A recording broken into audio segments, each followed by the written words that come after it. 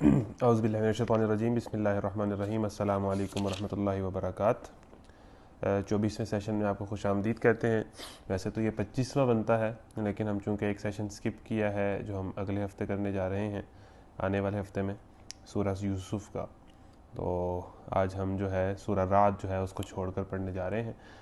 تو 13واں سپارہ ہے اور سورہ رعد ہے جو کہ مدنی صورت ہے، جس کی 43 آیات ہیں اور 6 رکوع ہیں۔ آغاز کرتے ہیں اللہ کے نام سے۔ اعوذ باللہ من الشیطان الرجیم، بسم اللہ الرحمن الرحیم۔ الف لام میم را تلک آیات الکتاب والذی انزل الیک من ربک الحق ولکن اکثر الناس لا یؤمنون۔ اللہ الذی رفع السماوات بغیر عمد ترونها ثم استوى على العرش وسخر الشمس والقمر كل يجري لأجل مسمى يدبر الأمر يفسر الآيات لعلكم بلقاء ربكم توقنون۔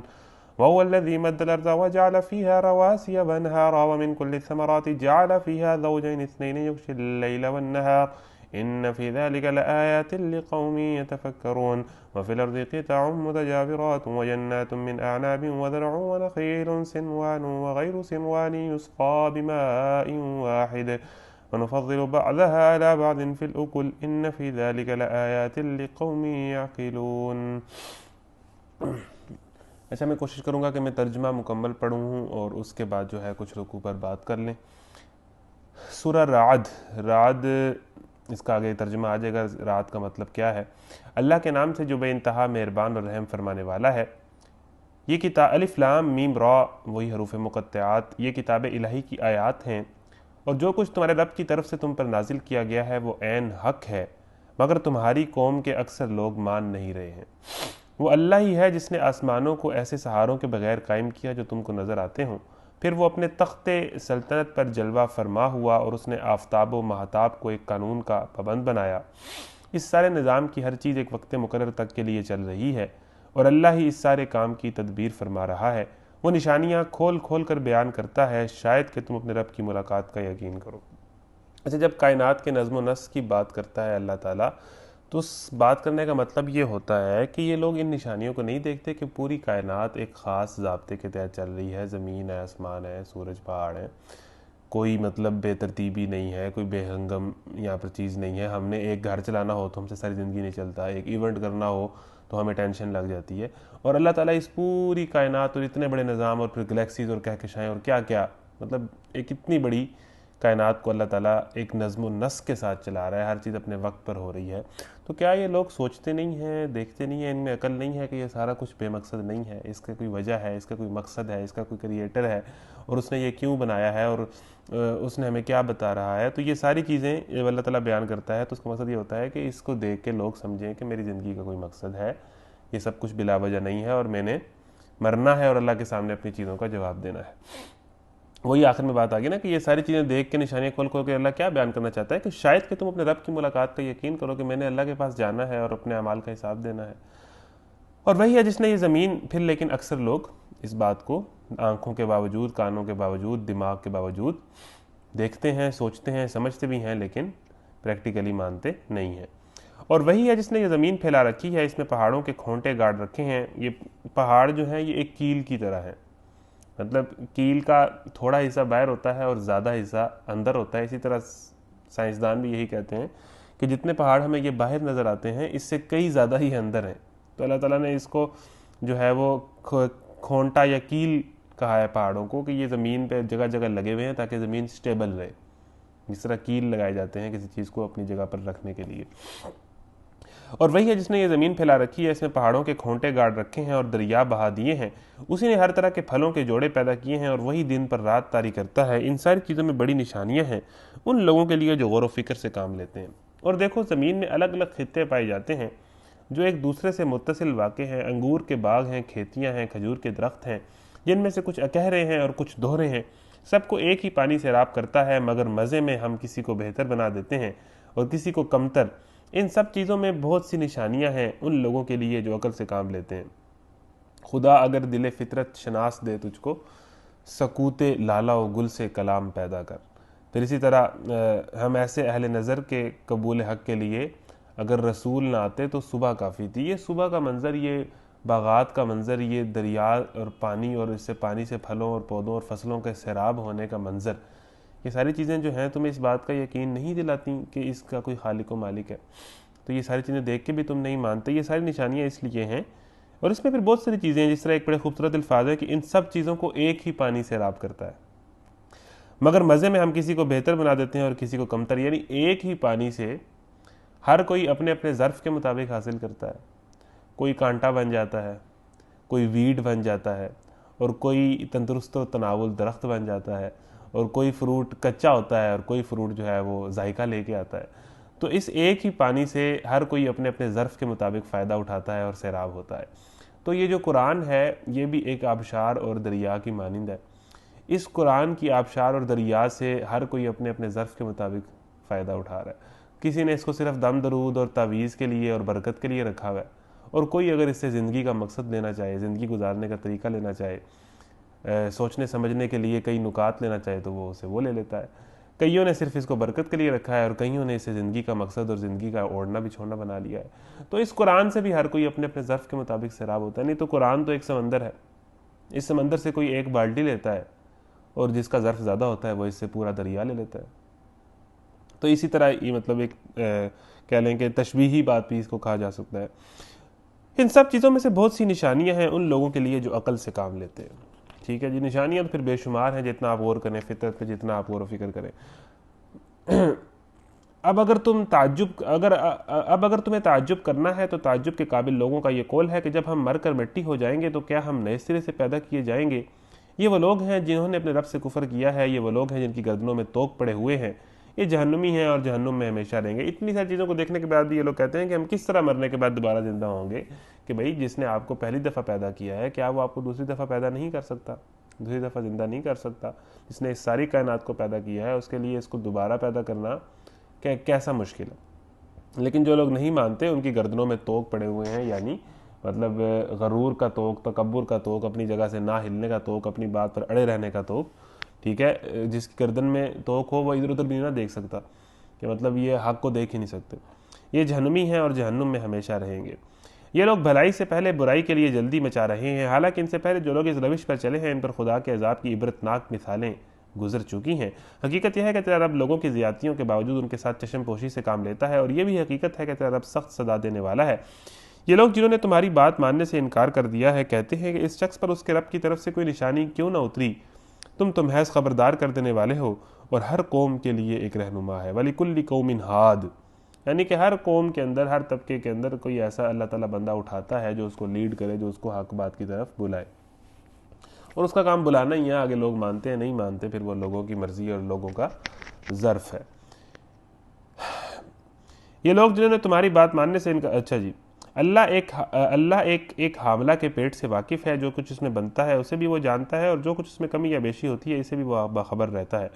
ہر چیز کے لیے اس کے ہاں ایک مقدار مقرر ہے، وہ بشیدہ اور ظاہر ہر چیز کا عالم ہے، وہ بزرگ ہے اور ہر حال میں بالا تر رہنے والا ہے۔ تم میں سے کوئی شخص خواہ زور سے بات کرے یا آہستہ، اور کوئی رات کی تاریکی میں چھپا ہوا ہو یا دن کی روشنی میں چل رہا ہو، اس کے لیے سب یکساں ہیں۔ یہ اللہ تعالیٰ کی توحید کے اوپر ایک بڑا خوبصورت رکوع ہے۔ یعنی میں دل میں کوئی بات کروں گا تو اللہ تعالیٰ وہ بھی سن رہا ہے، آپ کو نہیں سنائی دے گی۔ اگر میں دل میں کوئی بات کروں گا، میں اس طرح کر کے بولوں گا، آپ کو نہیں سنائی دے گا، لیکن اللہ تعالیٰ کو سنائی دے گا۔ ٹھیک ہے نا؟ تو وہ اونچا بولے آہستہ بولے، سوچیں کریں، اللہ تعالیٰ سب جانتا ہے۔ کوئی اندھیرے میں جا رہا ہے، کوئی روشنی میں چل رہا ہے، اللہ تعالیٰ کے لیے سب برابر ہے۔ اس کو ہماری طرح جو ہے ٹارچ جلانے کی ضرورت نہیں ہے۔ ہر شخص کے آگے اور پیچھے اس کے مقرر کیے ہوئے نگران لگے ہوئے ہیں جو اللہ کے حکم سے اس کی دیکھ بھال کر رہے ہیں۔ حقیقت یہ ہے کہ اللہ کسی قوم کے حال کو نہیں بدلتا جب تک وہ خود اپنے اوصاف کو نہیں بدلتی۔ خدا نے آج تک اس قوم کی حالت نہیں بدلی، نہ ہو جس کو خیال آپ اپنی حالت کے بدلنے کا۔ تو یہ جو تبدیلی کے نعرے لوگ لگا رہے ہوتے ہیں، جب تک آپ کے اندر تبدیلی نہیں آ رہی کیسے ایک قوم بدلے گی؟ ایک قوم مجموعی طور کے اندر اپنے اندر کوئی سرٹن اچھی صفات پیدا نہیں کرتی تو وہ قوم لیڈ نہیں کر سکتی۔ ہم جتنا مرضی روتے رہیں کہ ہم مسلمان ہیں اور ہمارے پاس قرآن ہے تو ہم کیوں پھر بھی ذلیل ہو رہے ہیں؟ مطلب یہ ہے کہ بحیثیت قوم ہم چور لوگ ہیں، بحیثیت قوم ہم بددیانت لوگ ہیں، بحیثیت قوم ہم ٹانگیں کھینچنے والے لوگ ہیں۔ تو اللہ تعالیٰ اس طرح کے لوگوں کو کیوں لیڈرشپ دے؟ اللہ تعالیٰ پھر کمپیئر کرتا ہے اور کہتا ہے کہ تم سے تو انگریز اچھے ہیں، چلو کچھ تو ویلیوز ہیں نا ان کے پاس، چلو دین نہیں ہے، ایمان نہیں ہے، کلمہ نہیں ہے، ان کے پاس بنیادی ویلیوز تو ہیں، تمہارے پاس تو وہ بھی نہیں ہے۔ اگر تمہارے پاس بنیادی ویلیوز ہی ہوتی اور اس کے بعد اگر دینی ویلیوز ہوتی تو پھر تو تم دو عالم سے کرتی ہے بیگانہ دل کو، پھر تو تمہاری ساری کائنات ٹھوکر پر ہوتی، لیکن تمہیں تو کچھ بھی نہیں ہے، تو جس میں کچھ ہے اس کو ہی دنیا دے دی جائے۔ تو کوئی بھی قوم اپنی کچھ سرٹن ویلیوز کی بنیاد پر آگے آتی ہے، ٹھیک ہے نا، وہ وقت کے پابند ہیں، وہ مطلب انصاف ہیلتھ کی بات کرتے ہیں، وہ صفائی کرتے ہیں، وہ دوسرے کا خیال، اگر ان میں کچھ چیزیں ہیں تو تبھی وہ آگے ہے نا۔ اور ہم میں بحثیت قوم کچھ مسائل ہیں، انفرادی طور پہ تو ڈھیر سارے ہیں، لیکن بحثیت قوم میں بھی جو ہم میں مسائل ہیں، اسی بنیاد پر اللہ تعالیٰ ہماری حالت کیسے بدل سکتا ہے۔ تو نبی کریم صلی اللہ علیہ وسلم نے بھی اگر لیڈرشپ کی ہے تو وہ عرب کیسے تبدیل ہوا ہے؟ جب تک صحابہ کے اندر تبدیلیاں نہیں آئیں۔ ابو بکر صدیق بنے ہیں، عمر فاروق بنے ہیں، عثمان غنی ہوئے، انہوں نے اپنے اندر ایک بہت بڑا چینج پیدا کیا ہے، اور وہ چینج قرآن سے پیدا ہوا ہے، ایمان سے پیدا ہوا ہے۔ بغیر چینج ہوئے تو وہ قوم نہیں بنی، حالانکہ اللہ کے کئی نبی آئے جن کے ساتھ کوئی نہیں چلا۔ تو قوم اگر اس کا ساتھ دے اور اپنے اندر جو ہے وہ ایک بڑی تبدیلی واقعہ کرے تو پھر ہی وہ لیڈ کرے گی نا۔ تو خدا کیوں ہماری حالات بدلے جب ہم خود بدلنا نہیں چاہتے، ٹھیک ہے نا۔ تو خود اپنی کوئی ایفرٹ نہ ہو اور کوئی لیڈر ہی سب کچھ کر جائے، ایسے تو کوئی نہیں ہوتا، صحیح ہے۔ اور جب اللہ کسی قوم کی شامت لانے کا فیصلہ کر لے تو پھر وہ کسی کے ٹالے نہیں ٹال سکتی۔ پھر اللہ تعالیٰ قوموں کے بھی وقت ہوتے ہیں، جس طرح عربوں کا وقت آیا ہوا ہے کہ عربوں کی تباہی کے وقت آ گئے ہیں، جس طرح اسرائیل کے ساتھ ان کی دوستیاں یاریاں اور چل رہی ہیں، تو یہ تو احادیث کے اندر بھی پیشین گوئیاں تھیں کہ ان کے لیے تباہی ہے۔ ہاں، جب عربوں کو فضیلت ملی تو عربوں کے اندر کچھ سرٹن ویلیوز تھیں، ٹھیک ہے، وہ جاہل تھے، وہ عورتوں کو زندہ درگور کرتے تھے، قتل و غارت کرتے تھے، سب کچھ، لیکن ان کے اندر سخاوت تھی، فیاضی تھی، مہمان نوازی تھی، دلیری تھی، جرت تھی، ٹھیک ہے، غیرت تھی، کئی چیزیں تھیں، کچھ صفات تھیں ان کے اندر مجموعی طور پر، جس کی بنیاد پر جو ہے انہوں نے لیڈ کیا ہے۔ تو یہی وجہ ہے۔ تو اللہ تعالیٰ اس قوم کی حالت، جب کسی قوم پہ فیصلہ کر لیتا ہے کہ اس نے تو ٹھیک نہیں ہونا، پھر اللہ تعالیٰ کے فیصلے کو کوئی ٹال نہیں سکتا۔ نہ اللہ کے مقابلے میں ایسی قوم کا کوئی حامی و مددگار ہو سکتا ہے۔ وہی ہے جو تمہارے سامنے بجلیاں چمکاتا ہے، جنہیں دیکھ کر تمہیں اندیشے بھی لاحق ہوتے ہیں اور امیدیں بھی بنتی ہیں، یعنی بجلی، الرعد، رعد کہتے ہیں بجلی کو، یعنی آسمان پر جو بجلی آتی ہے اس کو الرعد کہتے ہیں، اور وہی جو ہے جو بجلی نازل کرتا ہے جس سے ہمیں امید ہوتی ہے، یعنی امید یہ ہوتی ہے کہ بارش ہوگی، مطلب ایک امید لگتی ہے، فصلیں پھلیں پھولیں گی، ایک بارش سے خوشی ہوتی ہے، اور طوفان کا ڈر بھی ہوتا ہے، ٹھیک ہے نا، اندیشے بھی لاحق ہوتے ہیں اور امیدیں بھی بنتی ہیں۔ وہی ہے جو پانی سے لدے ہوئے وہی ہے جو تمہارے سامنے وہی ہے جو پانی سے لدے ہوئے بادل اٹھاتا ہے، بادلوں کی گرج اس کی حمد کے ساتھ اس کی پاکی بیان کرتی ہے، اور فرشتے اس کی ہیبت سے لرزتے ہوئے اس کی تسبیح کرتے ہیں۔ اس کا کیا مطلب ہے جی؟ یعنی بادلوں کی گرج یہ ظاہر کرتی ہے کہ جس خدا نے یہ ہوائیں چلائی ہیں، یہ بھاپیں اٹھائی ہیں، یہ کثیف بادل جمع کیے، اس بجلی کو بارش کا ذریعہ بنایا، اور اس طرح زمین کی مخلوقات کے لیے پانی کی بام رسانی کا انتظام کیا، وہ اپنی حکمت اور قدرت میں کامل ہے، اپنی صفات میں بے عیب ہے، اور اپنی خدائی میں لا شریک ہے۔ جانوروں کی طرح سننے والے تو ان بادلوں میں گرج کی آواز ہی سنتے ہیں، مگر جو ہوش کے کان رکھتے ہیں وہ بادلوں کی زبان سے توحید کا اعلان سنتے ہیں۔ یعنی بندہ مومن کے لیے تو ہر چیز کے اندر اللہ تعالیٰ کی نشانیاں ہیں۔ تو جن کے جانوروں جیسے کان ہیں وہ تو انہیں یہی آواز آتی ہے کہ جی یہ کوئی بجلی گڑکی ہے، اور جن کے ہوش کے کان ہیں انہیں اس آواز کے اندر سے اللہ تعالیٰ کی توحید کا اعلان نظر آتا ہے۔ خوبصورت تفسیر ہے۔ اچھا جی، اور فرشتے اس کی ہیبت سے لرزتے ہوئے اس کی تسبیح کرتے ہیں، وہ کڑکتی ہوئی بجلیوں کو بھیجتا ہے اور بسا اوقات انہیں جس پر چاہتا ہے عین اس حالت میں گرا دیتا ہے۔ جبکہ لوگ اللہ کے بارے میں جھگڑ رہے ہوتے ہیں، فی الواقع اس کی چال بڑی زبردست ہے، اسی کو پکارنا برحق ہے، رہیں وہ دوسری ہستیاں جنہیں اس کو چھوڑ کر یہ لوگ پکارتے ہیں، وہ ان کی دعاؤں کا کوئی جواب نہیں دے سکتی۔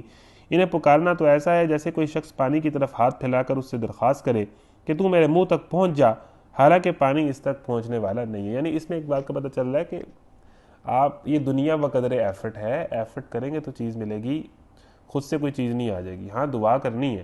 ابھی مثال یہ دیکھیے کہ ایک شخص سمندر کے کنارے یا دریا کے کنارے بیٹھ جائے اور پانی کو کہ میرے منہ کے اندر خود ہی آ جا تاکہ میں تجھے پی لوں، تو ایسے نہیں ہوگا، آپ کو آگے ہاتھ لے کے جانے پڑیں گے یا کوئی برتن لے کے جانا پڑے گا، اس میں پانی ڈالیں گے، پھر پئیں گے تو آپ سے پیا جائے گا۔ وہاں بیٹھ کے آپ دعا کرنے لگ پڑیں کہ میرے منہ میں آ جائے تو نہیں آئے گا، ٹھیک ہے، آپ کو بھی تو کچھ کرنا ہے نا۔ تو ادھر یہ بات کی گئی ہے کہ دوسرے بتوں سے مانگنا ایسا ہی ہے کہ جیسے کوئی پانی کے کنارے بیٹھ کے کہے کہ پانی آ جا، تو پانی نہیں آئے گا، یعنی دوسرے بتوں سے مانگنا بے سود ہے، بے فائدہ ہے، بے وقوفی۔ اچھا جی، حالانکہ پانی اس تک پہنچنے والا نہیں ہے، بس اسی طرح کافروں کی دعائیں بھی کچھ نہیں ہیں مگر ایک تیر بے ہدف۔ وہ تو اللہ ہی ہے جس کو زمین و آسمان کی ہر چیز توّن و کرہن سجدہ کر رہی ہے، توّن و کرہن، چاہتے ہوئے بھی اور نہ چاہتے ہوئے بھی۔ یعنی اس دنیا کے اندر ہر کوئی چاہتے ہوئے بھی اللہ تعالیٰ کا پابند ہے، اور جو نہیں چاہتا وہ بھی اللہ کا ہی پابند ہے۔ یعنی ایک انسان، اللہ تعالیٰ کا قانون ہے کہ جس نے پیدا ہونا ہے اس نے مر جانا ہے، یہ اللہ تعالیٰ کا قانون ہے۔ ایک انسان جتنا مرضی کافر ہو جائے، جتنا مرضی دشمن حق ہو جائے، جتنا مرضی اللہ تعالیٰ کا انکار کرے، کیا وہ موت سے بچ سکتا ہے؟ آ جا کے تو اسے مرنا ہی ہے۔ تو اللہ تعالیٰ کا قانون ہے موت، جس کو ہر انسان نے اس قانون سے گزرنا ہے۔ اسی طرح اللہ تعالیٰ کا قانون ہے کہ بچے کی پیدائش ہے، ماں کے مہینے میں، ماں کے پیٹ میں وہ 9 مہینے رہتا ہے، تو اس قانون کے سہارے پہ بند ہے، 8 7 9 مہینے۔ اور اس کے بعد ایک خاص عمر میں انسان بالغ ہوتا ہے، ایک خاص عمر میں انسان بوڑھا ہوتا ہے، تو اس قانون کے سارے پہ بند ہے۔ انسان کوئی چاہے کہ میں ناک سے سننا شروع کر دوں اور کان سے سونگنا شروع کر دوں، تو نہیں، اللہ تعالیٰ نے کان کا یہ قانون بنایا ہے کہ وہ سنتا ہے، آنکھ کا یہ قانون بنایا ہے کہ وہ دیکھتی ہے۔ تو اللہ تعالیٰ نے جس چیز کو جو ذمہ داری دی ہے وہ اسی قانون کی پابند ہے۔ ہاں، ارادے کے اندر اگر ہم اللہ تعالیٰ کا انکار کر دیں تو کر دیں۔ تو توّن، چاہتے ہوئے بھی، وکرہن، پوری کائنات جو ہے وہ اللہ تعالیٰ کے قانون، جس ضابطے کے تحت اس نے اس کو بنایا وہ اسی ضابطے کے تحت چل رہی ہے، باؤنڈ ہے، اس سے ہل نہیں سکتی۔ اس کا مطلب یہ ہے کہ اللہ تعالیٰ کو ہر چیز سجدہ کر رہی ہے، توّن وکرہن۔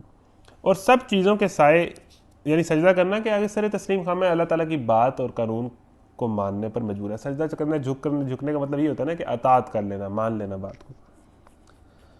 سب چیزوں کے سائے صبح و شام اس کے آگے جھکتے ہیں۔ ان سے پوچھو آسمان و زمین کا رب کون ہے؟ کہو اللہ۔ پھر ان سے کہو کہ جب حقیقت یہ ہے تو کیا تم نے اسے چھوڑ کر ایسے معبودوں کو اپنا کارساز ٹھہرا لیا ہے جو خود اپنے لیے بھی کسی نفع و نقصان کا اختیار نہیں رکھتے؟ کہو کیا اندھا اور آنکھوں والا برابر ہوا کرتے ہیں؟ اب اللہ تعالیٰ کہہ رہا ہے کہ کیا اندھا اور آنکھوں والا برابر ہو سکتے ہیں؟ ایسا پیچھے ایک سجدہ بھی آیا ہے، جھکنے کا جب ذکر آیا، سب چیزوں کے سائے صبح و شام اس کے آگے جھکتے ہیں، بالغدو والآصال، طوعا وکرہا وظلالہم بالغدو والآصال وللہ یسجد من فی السماوات والارض طوعا وکرہا۔ یہاں پر سجدہ ہے، پہلا سجدہ 9ویں سپارے میں آیا تھا، اور اب جو سجدہ آ رہا ہے وہ سورہ الرعد کے اندر۔ یہ سجدہ واجب ہوتا ہے، اس کو آپ ظہر کی، مغرب کی نماز کے بعد کر لیں، عشاء کی نماز کے بعد کر لیں۔ ان سے پوچھو آسمان و زمین کا رب کون ہے؟ کہو اللہ۔ پھر ان سے کہو کہ جب حقیقت یہ ہے کہ تو کیا تم نے اسے چھوڑ کر معبودوں کو اپنا خارساز ٹھہرا لیا ہے جو کسی نفع و نقصان کا اختیار نہیں رکھتے؟ کہو کیا اندھا اور آنکھوں والا برابر ہوا کرتا ہے؟ نہیں برابر ہو سکتا۔ یعنی ایک جو حق کو دیکھ رہا ہے وہ آنکھوں والا ہے، جو حق کو نہیں دیکھ رہا وہ اندھا ہے، اور یہ دونوں برابر نہیں ہو سکتے۔ اندھا منزل پر نہیں پہنچ سکتا۔ کیا روشنی اور تاریکیاں یکساں ہوتی ہیں؟ اور اگر ایسا نہیں تو کیا ان کے ٹھہرائے ہوئے شریکوں نے بھی اللہ کی طرح کچھ پیدا کیا ہے کہ اس کی وجہ سے ان پر تخلیق کا معاملہ مشتبہ ہو گیا؟ کہو ہر چیز کا خالق صرف اللہ ہے اور وہ یکتا ہے، سب پر غالب۔ اللہ نے آسمان سے پانی برسایا اور ہر ندی نالا اپنے ظرف کے مطابق اسے لے کر چل نکلا۔ یہ بات پھر دوبارہ بات ہوئی، اللہ نے آسمان سے پانی برسایا اور ہر ندی نالا اپنے ظرف کے مطابق اسے لے کر چل نکلا۔ یعنی کہ ندی کا ایک خاص ظرف ہے، دریا کا ایک خاص ظرف ہے، سمندر کا ایک اپنا ظرف ہے، تو ہر کوئی اس سمندر سے اپنے اپنے ظرف کے مطابق، کوئی ایک نالی پانی لے لیتا ہے، کوئی ایک دریا پانی لے لیتا ہے۔ تو ایک ظرف ہے آپ کا، جتنا ظرف ہے آپ کی، جتنی کیپیسٹی، آپ کی جتنی سپیس ہے، آپ اتنا حاصل کرتے ہیں، ٹھیک ہے، اس سے زیادہ حاصل نہیں کرتے، تو یہ آپ کے اوپر ہوتا ہے۔ اللہ نے آسمان سے پانی برسایا اور ہر ندی نالا اپنے ظرف کے مطابق اسے لے کر چل نکلا۔ پھر جب سیلاب اٹھا تو سطح پر جھاگ بھی آ گئے، اور ایسے ہی جھاگ ان دھاتوں پر بھی اٹھتے ہیں جنہیں زیور اور برتن وغیرہ بنانے کے لیے لوگ پگھلایا کرتے ہیں۔ اسی مثال سے اللہ حق اور باطل کے معاملے کو واضح کرتا ہے۔ جو جھاگ ہے وہ اڑ جایا کرتا ہے، اور جو چیز انسانوں کے لیے نافع ہے وہ زمین میں، یعنی اوپر جھاگ آ جاتی ہے، اور جو اصل چیز ہے وہ نیچے بیٹھ جاتی ہے، زمین میں ٹھہر جاتی ہے۔ اسی طرح اللہ مثالوں سے اپنی بات سمجھاتا ہے۔ جن لوگوں نے اپنے رب کی دعوت قبول کر لی ان کے لیے بھلائی ہے، اور جنہوں نے اسے قبول نہ کیا وہ اگر زمین کی ساری دولت کے بھی مالک ہوں اور اتنی ہی اور فراہم کر لیں تو وہ خدا کی پکڑ سے بچنے کے لیے اس سب کو فدیہ میں دے ڈالنے پر تیار ہو جائیں گے۔ یہ وہ لوگ ہیں جن سے بری طرح حساب لیا جائے گا۔ یعنی زمین کی دولت کی یہ حیثیت ہے کہ ایک بندے کے پاس زمین کی ساری دولت ہو۔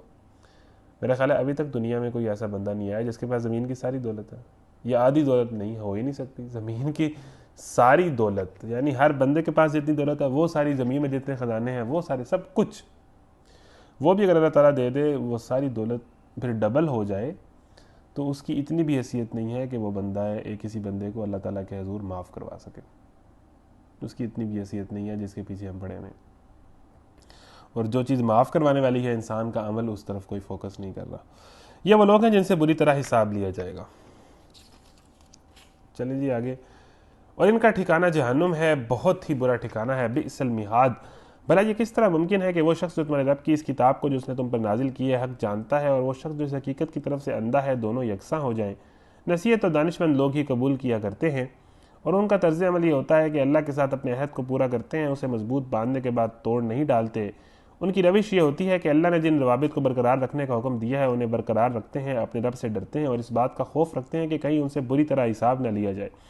ان کا حال یہ ہوتا ہے کہ اپنے رب کی رضا کے لیے صبر سے کام لیتے ہیں، نماز قائم کرتے ہیں، ہمارے دیے ہوئے رزق میں سے اعلانیہ بھی اور پوشیدہ بھی اللہ کی راہ میں خرچ کرتے ہیں، اور برائی کو بھلائی سے دفع کرتے ہیں. لیکن اگر آپ برا عمل کر بیٹھے ہیں تو اس کا ایک بہت اچھا طریقہ ہے کہ آپ اچھا عمل کریں اور بھلائی سے برائی کو دفع کریں. یہ نیکیاں گناہوں کو مٹاتی ہیں، صدقات گناہوں کو مٹاتے ہیں. آخرت کا گھر ان لوگوں کے لیے ہے، یعنی ایسے باغ جو ان کی ابدی قیام گاہ ہوں گے، وہ خود بھی ان میں داخل ہوں گے، اور ان کے آباء و اجداد اور ان کی بیویوں اور ان کی اولاد میں سے جو صالح ہیں وہ بھی ان کے ساتھ وہاں جائیں گے. ملائکہ ہر طرف سے ان کے استقبال کے لیے آئیں گے اور ان سے کہیں گے تم پر سلامتی ہو.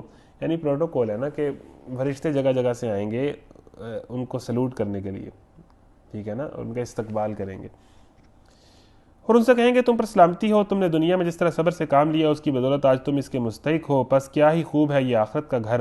رہے وہ لوگ، یعنی صبر سے کام کرنا پڑنا ہے تبھی جنت ملنی، ٹھیک ہے نا. صبر مختلف چیزوں کے اندر جو ہے گناہ سے بچنے کے اندر صبر، اور پھر اللہ کی حق کی راہ میں آنے والی مشکلات پر صبر، دونوں. نیکی پر قائم رہنے کے لیے جو صبر درکار ہے، دین پر قائم رہنے کے لیے جو صبر درکار ہے، یعنی ایمان کا جو ہر عمل ہے وہ صبر مانگتا ہے. تو صبر کے بغیر تو کچھ نہیں ہے جی. آزمائشوں پر صبر، مشکلات پر صبر. تو رہے وہ لوگ جو اللہ کے عہد کو مضبوط باندھ لینے کے بعد توڑ ڈالتے ہیں، جو ان رابطوں کو کاٹتے ہیں جنہیں اللہ نے جوڑنے کا حکم دیا ہے، اور جو زمین میں فساد پھیلاتے ہیں، وہ لعنت کے مستحق ہیں اور ان کے لیے آخرت میں بہت برا ٹھکانہ ہے. اچھا جی. اللہ یبسط الرزق لمن یشاء ویقدر وفرحوا بالحیات الدنیا وما الحیات الدنیا فی الآخرۃ الا متاع. اللہ جس کو چاہتا ہے رزق کی فراخی بخشتا ہے اور جسے چاہتا ہے نپا تلا رزق دیتا ہے. یہ لوگ دنیاوی زندگی میں مگن ہیں، حالانکہ دنیا کی زندگی آخرت کے مقابلے میں ایک متاع قلیل کے سوا کچھ بھی نہیں. ٹھیک ہے جی. ایک تو پہلی بات یہ ہے کہ اللہ جس کو چاہتا ہے رزق دیتا ہے. اللہ تعالیٰ کہہ رہا ہے کہ کسی کے پاس زیادہ رزق ہے اور کسی کے پاس کم رزق ہے. یہ چیز تمہیں یہ فیصلہ کرنے پہ مجبور نہ کرے کہ جی وہ تو گناہ گار ہو کے بھی رزق والا ہے اور میں نیک ہو کے بھی رزق کے محروم ہوں. یہ اللہ کے فیصلے، وہ جس کو چاہتا ہے زیادہ دیتا ہے، جس کو چاہتا ہے کم دیتا ہے. تو یہ کوئی پیمانہ نہیں ہے. تو رہی بات آخرت کی، تو جس آخرت کو طلبگار تم ہو اور جس آخرت کی تیاری کی طرف میں تمہیں بلا رہا ہوں، اس کے مقابلے میں یہ دنیا کا مال اور دنیا کی زندگی اور دنیا کا مال و متاع کچھ بھی نہیں ہے. مطلب ایک ٹاکی کے برابر بھی نہیں ہے. متاع قلیل یہ کچھ بھی نہیں ہے. تو اس لیے اس دنیا کے اندر کسی کے پاس بہت زیادہ مال و متاع ہے تو پریشان نہ ہو، ٹھیک ہے نا. تم جس آخرت کی تیاری کر رہی ہو یا کر رہے ہو اس کے مقابلے میں دنیا کا ساری مال و دولت بھی ہیچ ہے. حالانکہ دنیا کی زندگی آخرت کے مقابلے میں ایک متاع قلیل کے سوا کچھ بھی نہیں. یہ لوگ جنہوں نے رسالت محمدی کو ماننے سے انکار کر دیا ہے کہتے ہیں اس شخص پر اس کے رب کی طرف سے کوئی نشانی کیوں نہ اتری. کہو اللہ جسے چاہتا ہے گمراہ کر دیتا ہے اور اپنی طرف آنے کا راستہ اسی کو دکھاتا ہے جو اس کی طرف رجوع کرے. جو آنا چاہتا ہے اسی کو راستہ دکھاتا ہے اللہ تعالیٰ، جو نہیں آنا چاہتا اس کو نہیں دکھاتا. ٹھیک ہے نا. جس میں کوئی جذبہ ہوتا ہے وہ کہیں بھی بیٹھا ہو اللہ تعالیٰ اسے راستہ دکھاتا ہے، اور جو نہیں چاہتا اس کو نہیں دکھاتا. تو جو رجوع کرے، جو اللہ کی طرف آنا چاہے، جو خود ہدایت کا طالب ہو، اسے ہی اللہ تعالیٰ راستے بھی دکھاتا ہے، اس کے لیے اللہ تعالیٰ راستے کھولتا ہے. ایسے ہی لوگ ہیں جنہوں نے اس نبی کی دعوت کو مان لیا ہے، ان کے دلوں کو اللہ کی یاد سے اطمینان نصیب ہوتا ہے. الا بذکر اللہ تطمئن القلوب. وہی آیت آئے گی 13 پارے میں کہ دلوں کا جو بالآخر جو اطمینان ہے. گناہ کا جو معاملہ ہے وہ وقتی مزہ ہے، وقتی لذت ہے، اور اس کے بعد پریشانی ہے کہ یہ میں کیا کر بیٹھوں. صحیح ہے. تو جتنی بھی عیاشیاں ہیں یہ ایٹ دا مومنٹ مزہ ہے، ایٹ دا مومنٹ ایک نشہ ہے، اور اس کے بعد پریشانی ہے. صحیح ہے. اور جو دائمی چیز ہے وہ اللہ تعالیٰ کا ذکر ہے، اللہ تعالیٰ کی یاد ہے، جو بندے کو مسلسل پائیدار ایک جو ہے سینس آف ریلیف دیتی ہے، سکون دیتی ہے. ٹھیک ہے جی. تو اور اس میں مطلب اس کا یہ مطلب اس انداز سے نہیں لیا جا سکتا کہ جی گناہ میں مزہ ہے اور جناب گناہ میں مزہ ہے ہی نہیں. اس کا مطلب یہ نہیں ہے. اللہ کی یاد جو ہے وہ الٹیمیٹلی جو ہے وہ دلوں کو سکون دیتی ہے, بندے کی زندگی کو آسان کرتی ہے اور بندے کی زندگی سے ٹینشن ڈپریشن ختم کرتی ہے اگر وہ ایمانداری کے رستے پر چلتا رہے, اللہ کے بتائے ہوئے دین پر چلتا رہے. اس کا مطلب یہ نہیں ہے کہ اس پہ آزمائشیں نہیں ہوں گی, پریشانیاں نہیں ہوں گی, وہ بہت پرسکون بیٹھا ہوگا, لیکن ایک جو دل کا اطمینان ہے, جو ایک اندر کا سکون ہے, وہ اس کو حاصل ہوگا, اور وہ اللہ تعالیٰ کے رستے پر چل کر اللہ تعالیٰ کی یاد ہی سے حاصل ہوتا ہے. خبردار ہو جاؤ, الا یعنی خبردار ہو جاؤ, یعنی اگر تم کہیں اور سکون تلاش کرنا چاہ رہے ہو تو وہاں تم سکون حاصل کر نہیں پاؤ گے. وقتی مزہ شاید لے پاؤ لیکن سکون تم وہاں پر حاصل نہیں کر سکو گے. بھاگتے رہو گے بھاگتے رہو گے بھاگتے رہو گے, لگے رہو گے لگے رہو گے لگے رہو گے. یہ جتنے امیر لوگ ہیں یہ کوئی پرسکون تو نہیں ہے. مطلب انہیں تو ہر ٹائم یہی ٹینشن رہتی ہے کہ بزنس نیچے نہ آ جائے, کام نیچے نہ آ جائے, مطلب ایک مسلسل سٹرگل ہی ہے. تو جو اللہ کے دین کے مطابق زندگی گزار رہا ہے اس کے بعد اگر پیسہ بھی آ رہا ہے, جا بھی رہا ہے, تو وہ بہرحال ایک سکون کی کیفیت کے اندر ہے. اور سب سے بڑا ریلیف یہ ہے کہ مرنے کے بعد میری پریپریشن ہے کہ میں نے آگے کہاں جانا ہے. تو یہ خبردار ہو جو, یہ ایک بریکنگ نیوز ہے کہ اللہ تعالیٰ کی یاد کے سوا کوئی چیز تمہیں سکون مہیا نہیں کرے گی. صحیح ہے, بالآخر تمہیں لوٹ کے یہی آنا پڑے گا. اللہ کی یاد ہی وہ چیز ہے جس سے دلوں کو اطمینان نصیب ہوا کرتا ہے. پھر جن لوگوں نے دعوت حق کو مانا اور نیک عمل کیے وہ خوش نصیب ہیں اور ان کے لیے اچھا انجام ہے. اے نبی صلی اللہ علیہ وسلم, اسی شان سے ہم نے تم کو رسول بنا کر بھیجا ہے ایک ایسی قوم میں جس سے پہلے بہت سی قومیں گزر چکی ہیں, تاکہ تم ان لوگوں کو وہ پیغام سناؤ جو ہم نے تم پر نازل کیا ہے, اس حال میں کہ یہ اپنے نہایت مہربان خدا کے کافر بنے ہوئے ہیں. ان سے کہو وہی میرا رب ہے, اس کے سوا کوئی معبود نہیں, اسی پر میں نے بھروسہ کیا اور وہی میرا ملجا و ماوا ہے, یعنی میرا اوڑھنا بچھوڑنا جو ہے وہی خدا ہے. اور کیا ہو جاتا ہے اگر کوئی ایسا قرآن اتار دیا جاتا ہے اس کے زور سے پہاڑ چلنے لگتے, یا زمین شک ہو جاتی, یا مردے قبروں سے نکل کر بولنے لگتے. اس طرح کی نشانیاں دکھا دینا کچھ مشکل نہیں ہے, بلکہ سارا اختیار ہی اللہ کے ہاتھ میں ہے. پھر کیا اہل ایمان میں ابھی تک کفار کی طلب کے جواب میں کسی نشانی کے ظہور کی آس لگائے بیٹھے ہیں, اور وہ یہ جان کر مایوس نہیں ہو گئے کہ اگر اللہ چاہتا تو سارے انسانوں کو ہدایت دے دیتا. اب اللہ تعالیٰ کہہ رہا ہے کہ اہل ایمان چاہتے ہیں کہ جی کوئی ایسی نشانی نازل ہو کہ کافر ہدایت پا لیں, کافر ایمان لے آئیں. تو اللہ تعالیٰ کہہ رہا ہے کہ یہ بات نہیں ہے, یہ آپ کی غلط فہمی ہے کہ اصل میں ان کو کوئی نشانی نہیں مل رہی اس لیے وہ ایمان نہیں لا رہے. اصل میں جناب ان کے سوالات ہیں اور انہیں تسلی بخش جوابات نہیں مل رہے. اس کائنات پہ ایک سیکنڈ بھی غور کر لیں تو ہر چیز کا جواب انہیں مل جائے گا. تو یہ ان کی اصل میں اپنی ہٹ درمی ہے, بے توفیقی ہے اور خواہشات کی پوجا ہے جو انہیں حق پر نہیں آنے دیتی. کسی دلیل کی کمی نہیں ہے.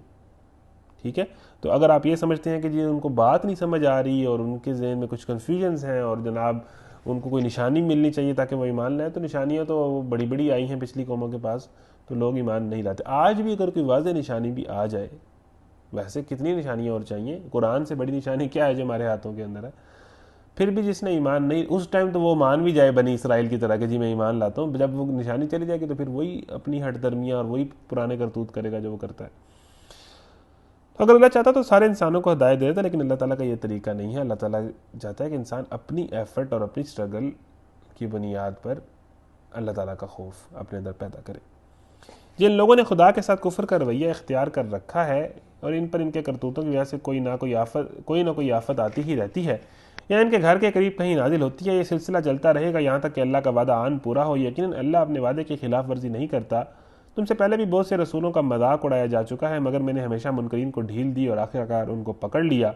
پھر دیکھ لو میری سزا کیسی سخت ہے. پھر کیا جب وہ ایک متنفس کی کمائی پر نظر رکھتا ہے اس کے مقابلے میں جسارتیں کی جا رہی ہیں کہ لوگوں نے اس کے کچھ شریک ٹھہرا رکھے ہیں. اے نبی صلی اللہ علیہ وسلم, ان سے کہو اگر وہ واقعی وہ خدا کے اپنے بنائے ہوئے شریک ہیں تو ذرا ان کے نام لو کہ وہ کون ہیں. کیا تم اللہ کو ایک نئی بات کی خبر دے رہے ہو جسے وہ اپنی زمین میں نہیں جانتا, یا تم لوگ بس یوں ہی جو منہ میں آتا ہے کہہ ڈالتے ہو؟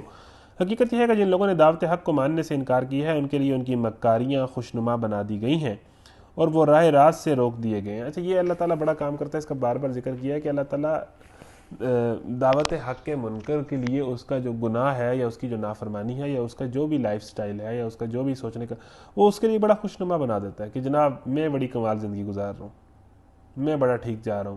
وہ اپنی زندگی میں مگن ہو جاتا ہے, اسے اپنے کام بڑے اچھے لگنے لگتے ہیں.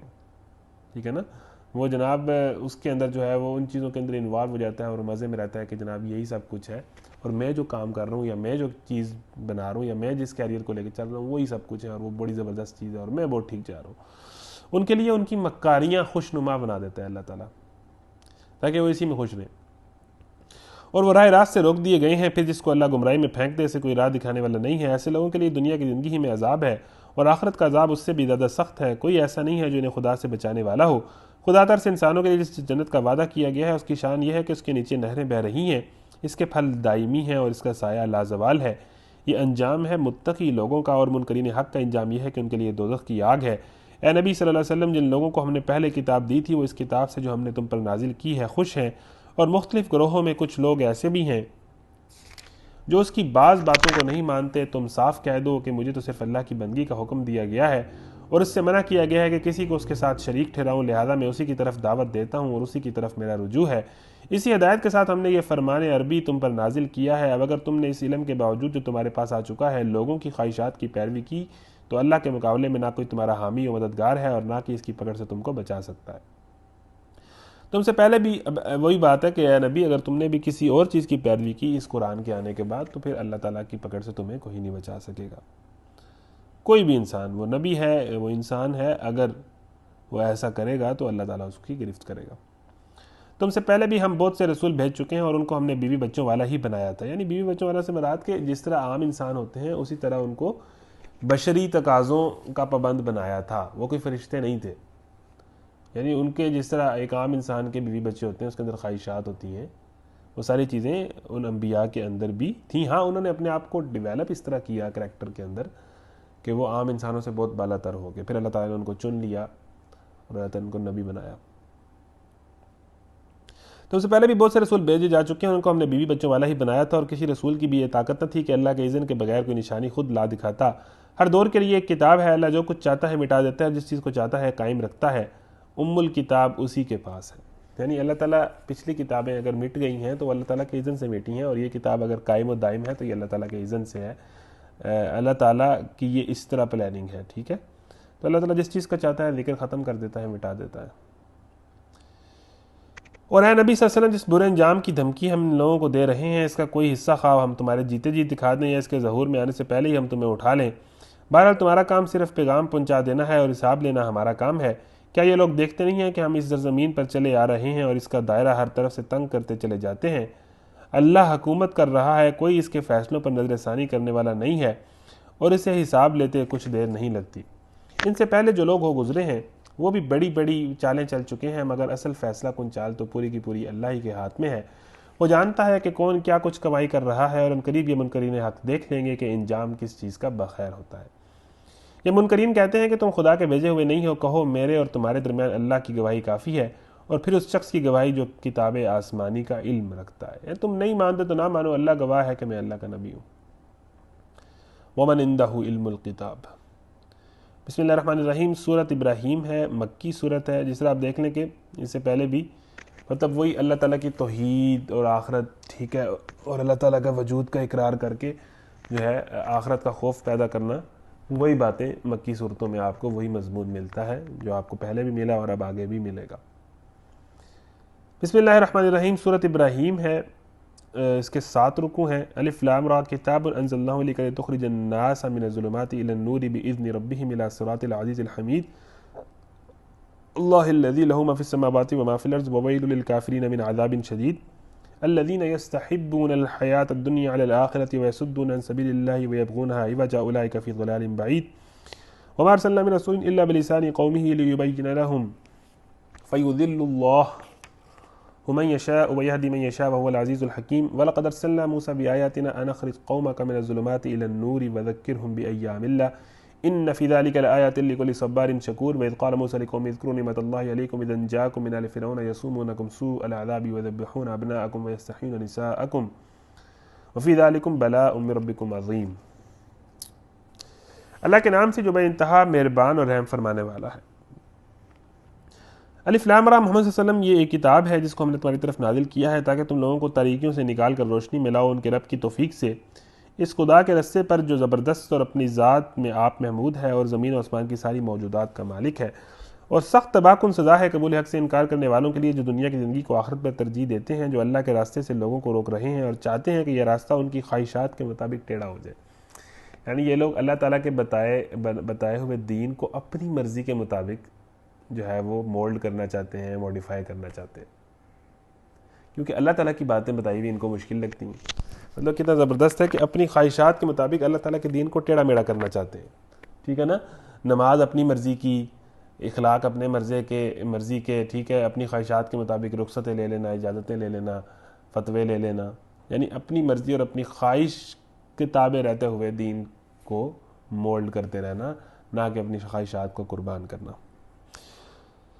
یہ لوگ گمراہی میں بہت دور نکل گئے ہیں۔ ہم نے اپنا پیغام دینے کے لیے جب کبھی بھی کوئی رسول بھیجا ہے تو اس نے اپنی قوم ہی کے زبان میں پیغام دیا ہے تاکہ وہ انہیں اچھی طرح کھول کر بات سمجھائے۔ وَمَا أَرْسَلْنَا مِن رَسُولٍ إِلَّا بِلِسَانِ قَوْمِهِ لِيُبَيِّنَ لَهُمْ، یعنی جو بھی قوم جس قوم میں آتا ہے تو وہ اس قوم کی زبان ہی بولتا ہے، ٹھیک ہے۔ جو نبی جس قوم میں آئے اس قوم کی جو زبان تھی وہ اس زبان میں اسے کمیونیکیٹ کرتے تھے تاکہ وہ انہیں اچھی طرح بات کھول کر سمجھائے، ٹھیک ہے نا۔ اس سے ایک بات یہ بھی پتہ چلتی ہے کہ آپ نے کسی چیز کی بیٹر انڈرسٹینڈنگ کرنی ہے تو وہ آپ اپنی زبان میں ہی کر سکتے ہیں، ٹھیک ہے نا، اچھی طریقے سے۔ قرآن بھی عربی زبان میں آیا تاکہ اچھے طریقے سے اس کو سمجھ سکیں، ٹھیک ہے، عرب۔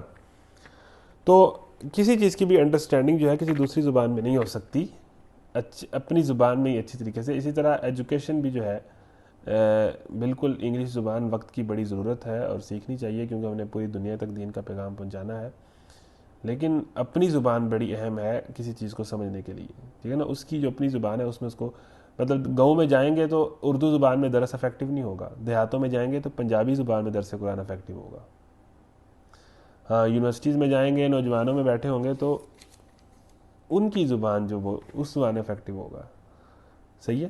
تو اس زبان میں ان کی زبان میں ان کے ذہنی سطح پر آ کر بات سمجھائی جائے۔ پھر اللہ جسے چاہتا ہے بھٹکا دیتا ہے اور جسے چاہتا ہے ہدایت بخشتا ہے، وہ بالادست اور حکیم ہے۔ ہم اس سے پہلے موسیٰ کو بھی اپنی نشانیوں کے ساتھ بھیج چکے ہیں، اسے بھی ہم نے حکم دیا تھا کہ اپنی قوم کو تاریکیوں سے نکال کر روشنی میں لا اور انہیں طریق الہی کے سبق آموز واقعات سنا کر نصیحت کر۔ ان واقعات میں بڑی نشانی ہے اس شخص کے لیے جو صبر و شکر کرنے والا ہو۔ یاد کرو جب موسیٰ نے اپنی قوم سے کہا، اللہ کے اس احسان کو یاد رکھو جو اس نے تم پر کیا ہے، اس نے تم کو فرعون والوں سے چھڑایا جو تم کو سخت تکلیفیں دیتے تھے، تمہارے لڑکوں کو قتل کر ڈالتے تھے، تمہاری لڑکیوں کو زندہ بچا رکھتے تھے، اس میں تمہارے رب کی طرف سے تمہاری بڑی آزمائش تھی۔ اور یاد رکھو کہ تمہارے رب نے جو خبردار کر دیا تھا کہ اگر شکر گزار بنو گے تو میں تم کو اور زیادہ نوازوں گا، اور اگر کفران نعمت کرو گے تو میری سزا بہت سخت ہے۔ اور موسیٰ نے کہا کہ اگر تم کفر کرو اور زمین پر سارے رہنے والے بھی کافر ہو جائیں تو اللہ بے نیاز اور اپنی ذات میں آپ محمود ہے، یعنی اللہ تعالیٰ کا پھر بھی کچھ نہیں جائے گا۔ کیا تمہیں ان قوموں کے حالات نہیں پہنچے جو تم سے پہلے گزر چکی ہیں، قوم نوح، عاد، سمود اور ان کے بعد آنے والی بہت سی قومیں جن کا شمار اللہ ہی کو معلوم ہے۔ ان کے رسول جب ان کے پاس صاف صاف باتیں اور کھلی کھلی نشانیاں لیے ہوئے آئے تھے تو انہوں نے اپنے منہ پہ ہاتھ دبا لیے اور کہا کہ جس پیغام کے ساتھ تم بھیجے گئے ہو ہم اس کو نہیں مانتے، اور جس چیز کی تم ہمیں دعوت دیتے ہو اس کی طرف سے ہم سخت خلجان امیز شک میں پڑے ہوئے ہیں۔ ان کے رسولوں نے کہا، کیا خدا کے بارے میں شک ہے جو آسمان اور زمین کا خالق ہے؟ وہ تمہیں بلا رہا ہے تاکہ تمہارے قصور معاف کرے اور تم کو ایک مدت مقرر تک مہلت دے۔ انہوں نے جواب دیا، تم کچھ نہیں ہو مگر ویسے ہی انسان جیسے ہم ہیں، تو ہمیں ان ہستیوں کی بندگی سے روکنا چاہتے ہو، تم ہمیں ان ہستیوں کی بندگی سے روکنا چاہتے ہو جن کی بندگی باپ دادا سے ہوتی چلی آ رہی ہے۔ اچھا تو لاؤ کوئی صریح سند۔ ان کے رسولوں نے ان سے کہا، واقعی ہم کچھ نہیں ہیں مگر تم ہی جیسے انسان ہیں، لیکن اللہ اپنے بندوں میں سے جس کو چاہتا ہے نوازتا ہے۔ یعنی ہم انسانوں میں سے اللہ تعالیٰ نے ہمیں جو ہے وہ منتخب کیا ہوا ہے نبوت کے لیے، اللہ جسے چاہتا ہے نوازتا ہے، اور یہ ہمارے اختیار میں نہیں ہے کہ تمہیں کوئی سند لا دے۔ سند تو اللہ ہی کے اذن سے آ سکتی ہے اور اللہ ہی پر اہل ایمان کو بھروسہ کرنا چاہیے، اور ہم کیوں نہ اللہ پر بھروسہ کریں جبکہ ہماری زندگی کی راہوں میں اس نے ہماری رہنمائی کی ہے۔ جو اذیتیں تم لوگ ہمیں دے رہے ہو ان پر ہم صبر کریں گے، اور بھروسہ کرنے والوں کا بھروسہ اللہ ہی پر ہونا چاہیے۔ آخرکار منکرین نے اپنے رسولوں سے کہہ دیا کہ یا تو تمہیں ہماری ملت میں واپس آنا ہوگا ورنہ ہم تمہیں اپنے ملک سے نکال دیں گے، یا آپ ہمارا قانون، ہمارا لائف سٹائل، ہمارا طریقہ کار فالو کریں۔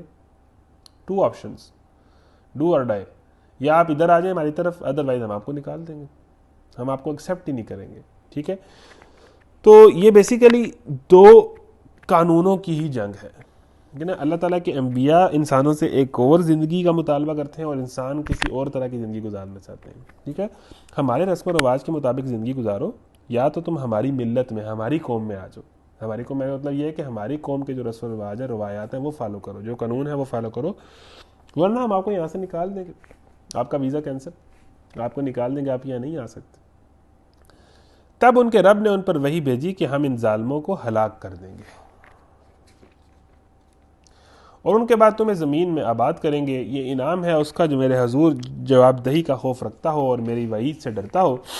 انہوں نے فیصلہ چاہا تھا تو یوں ان کا فیصلہ ہوا, اور ہر جبار دشمن حق نے منہ کی کھائی, پھر اس کے بعد آگے اسی کے لیے جہنم ہے, وہاں اسے کچ لہو کا سا پانی پینے کو دیا جائے گا جسے وہ زبردستی حلق سے اتارنے کی کوشش کرے گا اور مشکل ہی سے اتار سکے گا. موت ہر طرف سے اس پر چھائی رہے گی مگر وہ مرنے نہ پائے گا, اور آگے ایک سخت عذاب اس کی جان کا لاگو رہے گا. یعنی پھر عذاب ہے کہ خون پلایا جائے گا اور لہو جیسا پانی اور گرم پانی اور موت جیسا عذاب, لیکن موت نہیں آئے گی. جن لوگوں نے اپنے رب سے کفر کیا ہے ان کے اعمال کی مثال اس راکھ کی سی ہے جسے ایک طوفانی دن کی آندھی نے اڑا دیا ہو. وہ اپنے کیے کا کچھ بھی پھل نہ پا سکیں گے, یہی پرلے درجے کی گمگشتگی ہے. کیا تم دیکھتے نہیں ہو کہ اللہ نے آسمان و زمین کی تخلیق کو حق پر قائم کیا ہے؟ وہ چاہے تو تم لوگوں کو لے جائے اور ایک نئی خلقت تمہاری جگہ لے آئے. ایسا کرنا اس پر کچھ بھی دشوار نہیں ہے. اور یہ لوگ جب اکٹھے ہو کے اللہ کے سامنے بے نقاب ہوں گے تو اس وقت ان میں سے جو دنیا میں کمزور تھے وہ ان لوگوں سے جو بڑے بنے ہوئے تھے کہیں گے کہ دنیا میں ہم تمہارے تابع تھے, اب کیا تم اللہ کے عذاب سے ہم کو بچانے کے لیے کچھ کر سکتے ہو؟ یعنی جن کو ہم فالو کرتے رہے, جن کے ہم تابع تھے, بڑے لوگ چھوٹے لوگ ان کو کہیں گے کہ ہم آپ کے پیچھے لگے رہے, آپ کے پیچھے نعرے مارتے رہے, آپ کی بات مانتے رہے, اب آپ سے ہم سمجھتے رہے کہ آپ ہمارے مسئلے حل کرائیں گے. اب یہ عذاب آیا کھڑا ہے, اس سے بچا سکتے ہیں آپ ہمیں؟ ساری زندگی جو آپ کی سیوا کی ہے ہم نے, تو اب اس عذاب سے ہمیں بچا سکتے ہیں؟ وہ جواب دیں گے کہ اگر اللہ نے ہمیں نجات کی کوئی راہ دکھائی ہوتی تو ہم ضرور تمہیں دکھا دیتے, ب تو یکساں ہیں. وہ کہیں گے ہم خود پھنسے ہوئے اس عذاب میں, ہم نے تمہیں کیا بچانا. یعنی بے بسی ہے انسان کی کہ وہاں نہ بڑا انسان کچھ کر سکتا ہے نہ چھوٹا. وہ کہیں گے ہم کیا کر سکتے ہیں, ہمیں تو خود اپنی جان کی پڑی ہوئی. خواہ ہم جزا فضا کریں یا صبر, بہرحال ہمارے بچنے کی کوئی صورت نہیں ہے. چپ کر جاؤ یا آپ جزا فضا کرو, رو پیٹو, اب اس عذاب کو بھگتنا ہے. اچھا پیچھے ایک آیت آئی, شاید میں اس پہ روشنی نہیں ڈال سکا, بڑی امپورٹنٹ آیت تھی, پتہ نہیں کہاں گزر گئی ہے.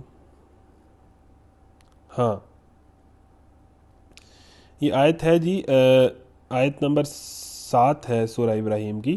وَإِسْتَأْذَنَ رَبُّكُمْ لَئِن شَكَرْتُمْ لَأَزِيدَنَّكُمْ وَلَئِن كَفَرْتُمْ إِنَّ عَذَابِي لَشَدِيدٌ. اور یاد رکھو تمہارے رب نے خبردار کیا ہے کہ اگر شکر گزار بنو گے تو میں تم کو اور زیادہ نوازوں گا, اور اگر کفران نعمت کرو گے تو میری سزا بہت سخت ہے. بہت خوبصورت آیت ہے یہ, میں اس کو تفسیر کرنا بھول گیا, بس نظر نہیں آئی. وَإِسْتَأْذَنَ رَبُّكُمْ لَئِن شَكَرْتُمْ, اللہ تعالیٰ کا ایک قانون ہے کہ اگر آپ کسی چیز کا شکر ادا کرتے ہیں, شکر ادا کرنے کا طریقہ یہ ہے کہ جو چیز آپ کو اللہ تعالیٰ دے رہا ہے آپ اس کو بانٹ رہے ہیں.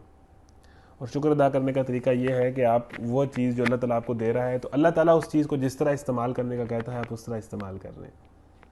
یعنی ہاتھ, پاؤں, کان, آنکھ کو اللہ تعالیٰ کے حکم کے مطابق استعمال کرنا اللہ تعالیٰ کی امانت میں دیانت بھی ہے اور اس چیز کا شکر بھی ہے, ٹھیک ہے. اور اس کے خلاف استعمال کرنا ناشکری ہے. پھر اللہ تعالیٰ نے آپ کو جو چیز دی ہے, علم دیا ہے, صلاحیت دی ہے, پیسہ دیا, اس کو بانٹنا, لوگوں کے اندر عزت دی ہے اس کو لوگوں میں بانٹنا, تو وہ چیز اللہ تعالیٰ بڑھا دیتا ہے.